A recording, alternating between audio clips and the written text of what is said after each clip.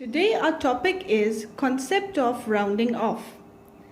Let's suppose we take a number 2357 and we have to round off to nearest 10.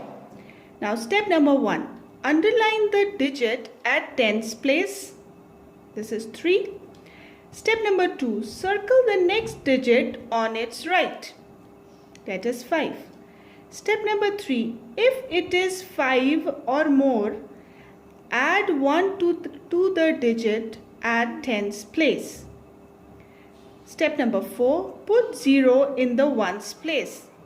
So 235 is equals to 240 to the nearest 10 by applying all the above steps.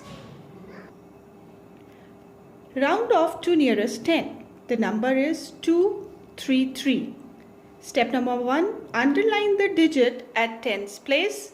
Circle the next digit on its right.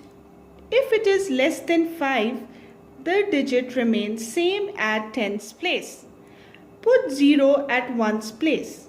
So 233 will be equal to 230 to the nearest 10. Now let's take an example. Round off to the nearest 10. The number is 4807735. This will be equal to 4807740 because this last digit is 5 or more, and we know when this happens we add 1 to the tens place. Question number 2. 789453.